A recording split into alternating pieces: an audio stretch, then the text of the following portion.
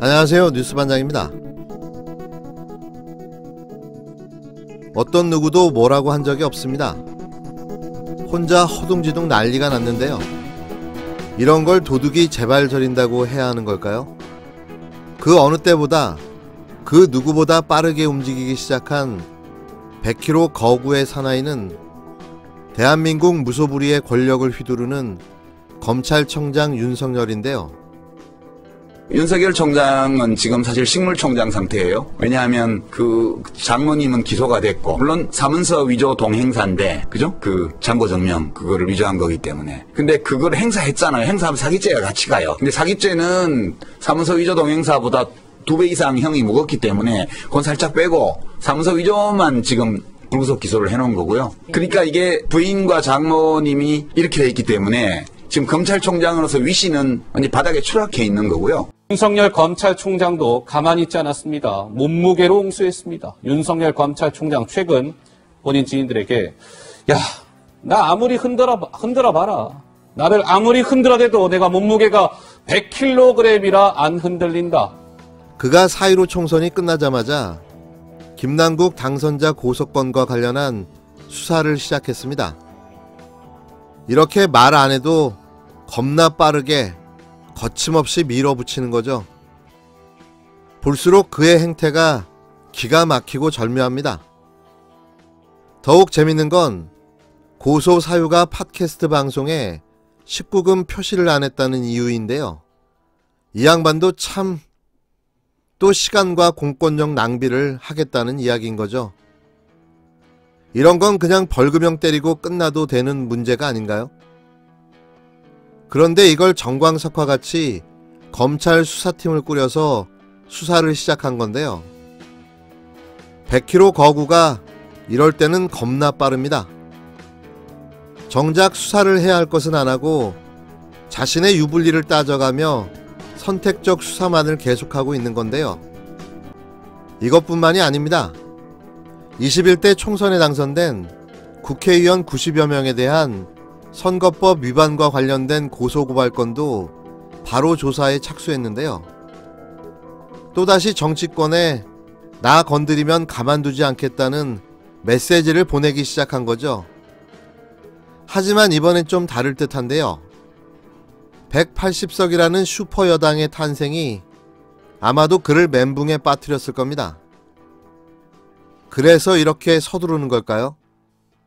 검찰이 제21대 국회의원 총선거와 관련해 당선자 90여 명을 대상으로 수사에 나섰습니다. 대검찰청 공공수사부 부장 배용원 검사장은 15일 기준 선거사범 1270명을 입건하고 이 중 9명을 구속했다고 16일 밝혔는데요. 당선자 중 94명도 입건됐습니다. 4명은 불기소 처분됐으며 나머지 90명에 대한 검찰 수사도 이루어지고 있는데요. 21대 총선에서 법여권이 180석을 넘는 압승을 거두면서 청와대 수사 등을 두고 여권과 갈등을 빚어온 윤석열 검찰청장의 거취에 관심이 쏠리고 있습니다. 그러나 윤 총장은 선거 당일에도 정치적 중립을 강조하며 흔들림 없는 수사를 이어나가겠다는 의지를 밝힌 만큼 검찰 내부에선 자진 사퇴는 없을 거란 관측을 내놓고 있는데요. 16일 법조계에 따르면 윤 청장은 전날 선거사범 수사를 담당하는 대검 공공수사부 소속 검사들과 함께한 점심자리에서 정치적 중립은 펜으로 쓸 때 잉크도 별로 안 드는 5글자이지만 현실에서는 지키기 어렵다고 말했습니다.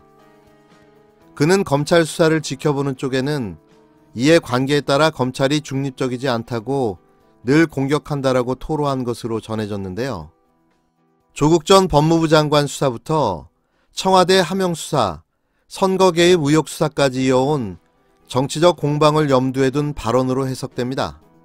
윤 청장은 자신의 발언대로 총선 기간 잠시 중단했던 청와대 하명 수사 의혹에 대한 수사를 재개할 것으로 보여지지만 여당의 압승으로 수사에 제대로 힘이 실리긴 어려울 수 있다는 분석이 나오는데요.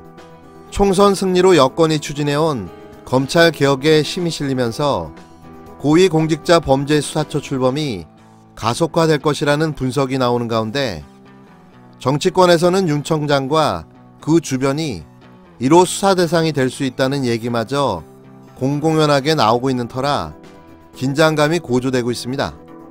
최강욱 전 청와대 공직 비서관의 기소를 두고 윤 청장과 갈등을 빚은 이성윤 서울중앙지검장, MBC가 보도한 검언유착 의혹과 관련해 감찰 개시 여부를 두고 이견을 보인 한동수 대검 감찰부장 등의 사례를 비춰 윤 청장의 조직 장악력도 새 정치 지형 속에서 다시금 도전을 받을 가능성이 있는데요.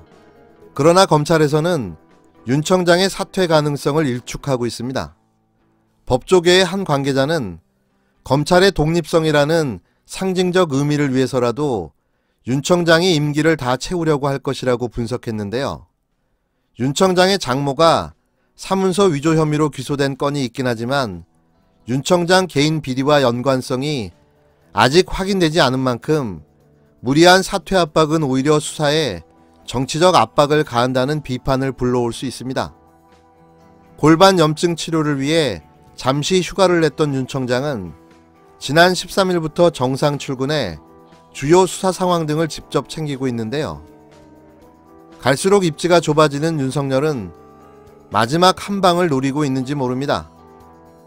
더 이상 물러설 곳도 갈 곳도 없는 윤석열은 최후의 결전을 준비하고 있는 것으로 보여지는데요. 하지만 그게 먹힐까요? 그냥 정치 검찰의 최후의 발악쯤으로 마무리될 전망입니다. 대구시를 바꾸고 대한민국을 바꾸는데 전력을 다하고 당으로 즉시 돌아가서 야당을 새롭게 만드는데 전력을 다하겠습니다. 총선 전에는 말 한마디도 못하다가 선거가 끝나니 또 세월호를 비하하고 폄하하는 정치인이 있습니다. 이 기회주의적인 인간을 보고 있노라면 차라리 차명진이 더 인간적이라고 느껴지는데요. 21대 총선에서 미래통합당 공천에 배제된 뒤 대구 수성을의 무소속으로 출마해 생환한 홍준표 당선인은 16일 대구 수성구에서 당선 사례 행사를 가졌습니다. 홍 당선인은 대구 시민, 수성 구민이 코로나19에 얼마나 지쳐있나라며 오늘은 자축 공연하며 노래도 한 대여곡 부르고 노래방 기계도 가져와 대학생들 춤도 추려했는데 보좌관이 오늘 세월호 6기라 좌파 언론의 도배가 된다고 하더라고 말했는데요. 이어 세월호는 해난 사고에 불과한 것이라며 93년도 YS 때 196명이 수몰당한 서해 폐리호 사건도 해난 사고로 그것을 정치적으로 이용 안 했다고 했습니다. 그는 또 세월호 특징은 학생들이 배 타고 수학여행 가다 침몰한 사고라며 그때 선장이 애들을 나오지 말라고 해서 학생들의 억울한 죽음이 너무 많아졌다고 지적했는데요. 그러면서 국민들을 분노케 한 건 해양경찰이 당연히 구조 안 하고 배 몰고 빙빙 돌다 가버렸고 선장은 도망 나와 어찌 저러냐고 억울하게 수몰당했다고 분노했다고 한 겁니다.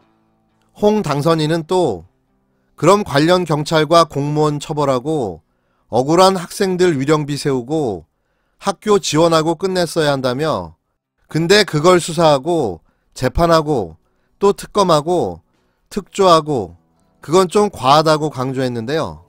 이어 그는 이 이야기를 난 3년 전 대선 때 했다. 정치에 이용하지 마라. 선박 안전사고 재발 방지 조치만 하고 넘어가는 것이 옳다고 했다며 근데 아직도 정치에 이용하려는 극히 일부 정치인들은 참 나쁜 사람이라고 비판했습니다. 이런 분은 정치를 하면 안 되죠. 그때그때 말 바꾸게 하고 선거 전과 선거 후가 이렇게 달라지는 분이라면 어떤 정치를 할지 안 봐도 뻔한 일이 아닐까요? 그 더러운 입에 세월호를 또 담습니까? 홍준표는 아마도 죽을 때까지 세월호가 갖는 아픔과 상처를 이해하지 못할 겁니다. 이런 공감 제로의 정치인이 다시 국회에 진출했습니다. 핑크색 말뚝만 꼽아놔도 당선이 되는 참 이상한 동네. 아직 갈 길이 멀어 보입니다.